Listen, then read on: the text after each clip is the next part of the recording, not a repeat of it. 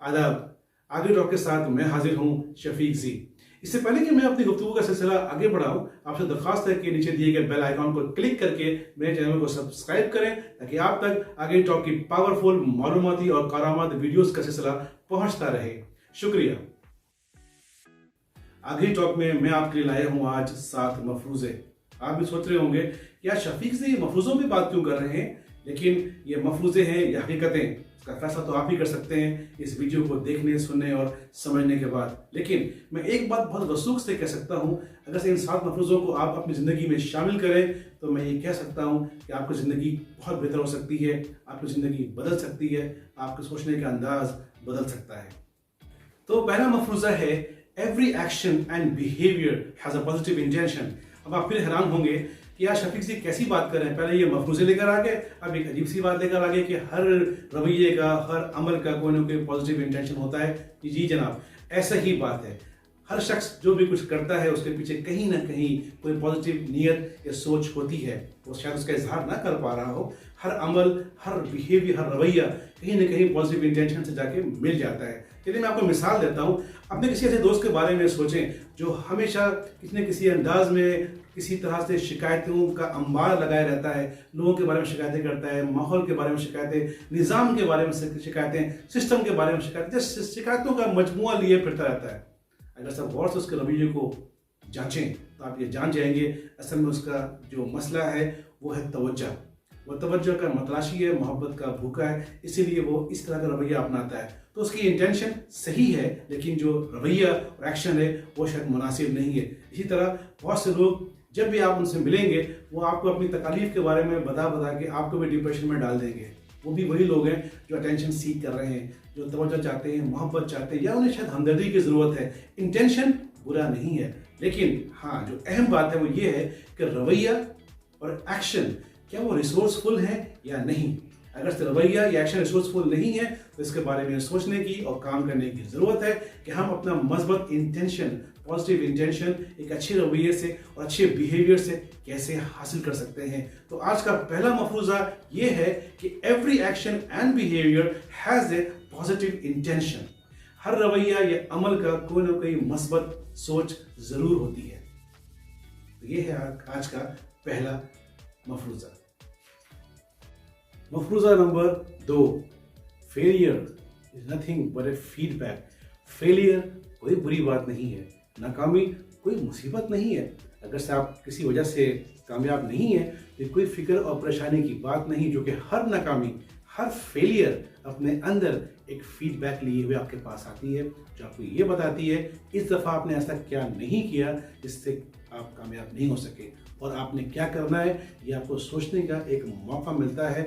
आपने जो गलत किया है उसके बारे में आपको पता चलता है। हर नाकामी आपसे आपको शेयर करती है ये बताने के लिए कि आपने क्या किया जो सही नहीं था, और आप ये सोचते हैं कि अब आपको आगे क्या करना चाहिए जो शायद सही होगा।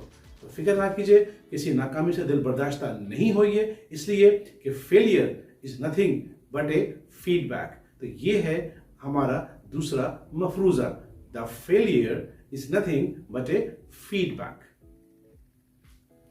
आज का हमारा तीसरा मफरूज़ा है the map is not the territory. आप फिर हैरान हो रहे होंगे कि शफीक जी को क्या हो गया है, हर दफ़ा नई चीज़ लेके आ जाते हैं और हमको बिल्कुल वो हैरान कर रहे हैं। The map is not the territory. इस तरह जब आप किसी रेस्टोरेंट में जाते हैं, आपके सामने मेन्यू रखा जाता है तो वह मेन्यू कार्ड असल में खाना नहीं होता। The menu is not the meal. इसी तरीके से map is not the territory. Map जो है वो आपके आसपास या दुनिया का रिप्रेजेंटेशन है, ये दुनिया नहीं है। इसमें पहाड़, जंगल, दरख्त तो नजर आते हैं, लेकिन वो पहाड़, जंगल और दरख्त नहीं है, इसलिए कि मैप टेरिटोरी नहीं है। इस तरह हर एक इंसान का अपना एक मैप ऑफ द वर्ल्ड होता है। एक ही वाक्य के बारे में 2 या 3 लोगों की डिफरेंट सोच हो सकती है, डिफरेंट अंडरस्टैंडिंग हो सकती है, और आमतौर पे चूंकि एक ही तरह के चीज़ के बारे में 2-3 लोगों की मुख्तलिफ राय होती है तो उनके दरमियान इख्तलाफात पैदा हो जाते हैं। सबसे बेस्ट चीज़ ये है कि आप अपने मैप ऑफ द वर्ल्ड के साथ दूसरों के मैप ऑफ द वर्ल्ड को भी समझने की कोशिश कीजिए, उनके मैप ऑफ द वर्ल्ड को भी अंडरस्टैंड कीजिए, ताकि आप दोनों एक ही वेवलेंथ पे आ जाएं, अपने बाहमी इख्तलाफात को कम से कम कर सकें या उन्हें ऑल टुगेदर ख़त्म कर सकें। और फिर इस मैप ऑफ द वर्ल्ड को वक्त के साथ साथ अपडेट भी होना चाहिए। इसकी मिसाल ऐसे ही है, अगर से आप गूगल मैप से नेविगेशन करने की आदी हैं और अगर से आप किसी जगह पहुंचने के लिए 1 साल या 2 साल पुराना मैप इस्तेमाल करेंगे तो बहुत चांस है कि आप रास्ता भटक जाएंगे, कुछ ना कुछ भूल जाएंगे और कहीं से कहीं निकल जाएंगे अगर से आपका मैप अपडेटेड नहीं है।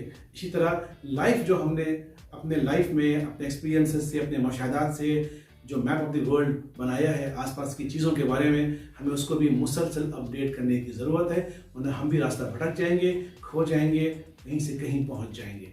तो आज का तीसरा मफरूज़ा है the map is not the territory, नक्शा आलम नीस्त। शुक्रिया। तो आज का चौथा मफरूज़ा है we have everything we need already. हमें जिस चीज़ की भी ज़रूरत है किसी भी काम में करने के लिए वो हमेशा हमारे पास होती है। हमारे पास एक बहुत वास्ट डेटा बैंक है, थॉट्स का, फीलिंग का, एक्सपीरियंसेस का, सेंसेशंस का। हमें अगर से अपने अंदर अपने आप में कोई तब्दीली लानी है, हम अपने आप को बदलना चाहते हैं, तो इसके लिए हमें जिस चीज़ की भी ज़रूरत है वो ऑलरेडी हमारे पास मौजूद है। हम अपने जहन में, अपने दिमाग में मौजूद उस vast data base of information से हम अपने रिसोर्सेज को निकाल सकते हैं, उनको इस्तेमाल में ला सकते हैं। और सबसे अहम बात ये, अगर हमारे पास कोई रिसोर्स मौजूद नहीं है हम उसको क्रिएट भी कर सकते हैं। इसकी मिसाल ऐसे ही है, अगर से किसी शख्स को अपना एक्सरसाइज करना पसंद नहीं है और उसको एक्सरसाइज में जान जाती है, वो घर से निकलना पसंद नहीं करता, लेकिन अगर जब खुदा ना खास्ता उसको डॉक्टर कहें कि उसकी ज़िंदगी के चंद ही महीने बाकी हैं, अगर से वो रोज़ाना इतने किलोमीटर वॉक नहीं करेगा और खाने में ये चीज़ें नहीं खाएगा और तो वो जान से जा सकता है। तो आप ये देखें, फिर वो शख्स जान मारेगा, सब कुछ करेगा और वो अपनी ज़िंदगी को तब्दील करने की कोशिश करेगा। वो चीज़ें जो वो कभी नहीं करता, वो रिसोर्सेज जो उसने कभी इस्तेमाल नहीं किए या यूटिलाइज नहीं किए या पैदा नहीं किए, वो अब करेगा। वो शायद एक्सरसाइज मशीन भी ले आएगा, वो जिम भी शायद जाने की कोशिश करेगा, वो वॉक भी करेगा, वो तमाम रिसोर्सेज अब वो क्रिएट करेगा जिस चेंज का वो मतलाशी है उसको हासिल करने के लिए। तो चौथा मफरूज़ा यही बताता है कि we have everything we need to create change. हमें जिस तरह की रिसोर्सेज की ज़रूरत है, जिस चीज़ की भी ज़रूरत है, वो या तो हमारे पास ऑलरेडी मौजूद है या फिर हम ज़रूरत पड़ने पर उसको क्रिएट कर सकते हैं। ये हमारा आज का चौथा मफरूज़ा। We have everything we need, if not we create them.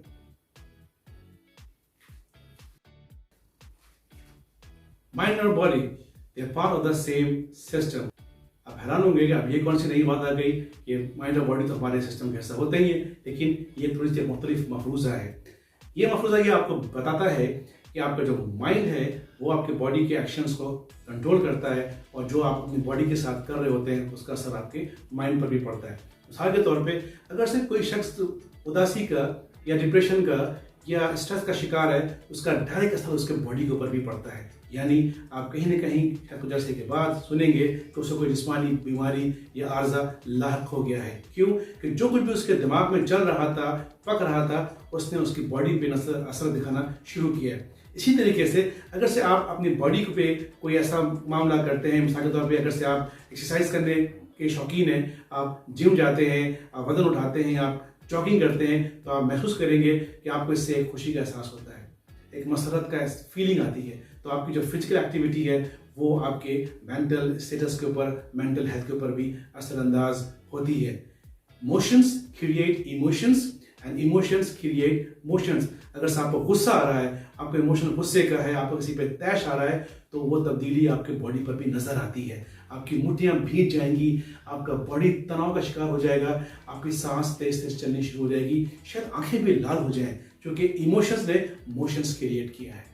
जिस तरह जिम में एक्सरसाइज करते हुए आपका मेंटल स्टेटस थोड़ा बदल जाता है, अच्छा हो जाता है, इस तरह से जो आपका मेंटल स्टेटस है वो आपके फिजियोलॉजी के ऊपर भी असर डालता है। Motions create emotions. ये हमारा पांचवा मफरूज़ा है कि mind and body they are part of the same system. छठा मफरूज़ा, people are not their behaviour. यानी लोग जो बिहेवियर कभी दिखाते हैं या कोई रवैया अख्तियार करते हैं, वो एक्चुअली वो ऐसे होते नहीं हैं। आमतौर पे हमारा क्या गुमान होता है कि हम किसी शख्स को गुस्से में देख लें या किसी शख्स को किसी और मूड में देख लें, हम उस शख्स के बारे में वैसी ही राय कायम कर लेते हैं। मुमकिन है कि वो शख्स का एक रवैया हो, इसी वजह से किसी हीट ऑफ द मोमेंट में, किसी खास वक्त में, किसी खास माहौल में, लेकिन बतौर शख्सियत, बतौर इंसान वो वैसा ना हो। ये मफरूज़ा यही बताता है कि people are not their behaviour. अगर से हम लोगों को ये सोच के देखना और समझना शुरू कर दें कि जिस तरह कभी किसी वक्त उन्होंने ऐसा कुछ किया होगा जो शायद हमारी मर्जी के मुताबिक ना हो या शायद हमें पसंद ना आया हो, तो वो शख्स वैसा नहीं है। किसी मजबूरी की वजह से ऐसा कोई बिहेवियर या रवैया उसने इख्तियार किया हो, लेकिन वो शख्स ऐसा नहीं है। People are not their behaviours, people are not their behaviour, ये है छठा मफरूजा। सातवां मफरूजा, यू कैन नॉट कम्युनिकेट। ये बहुत ही इंटरेस्टिंग मफरूजा है कि आप चाहें भी तो कम्युनिकेशन करना बंद नहीं कर सकते।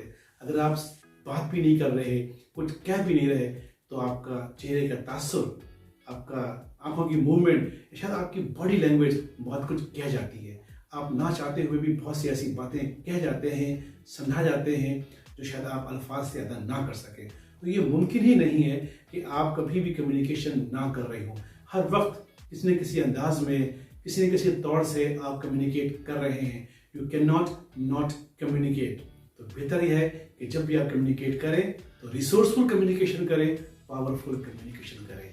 तो ये सातवां मफरूजा है, यू कैन नॉट कम्युनिकेट। तो दोस्तों, आपके सामने मैंने ये 7 मफरूजे रखे हैं।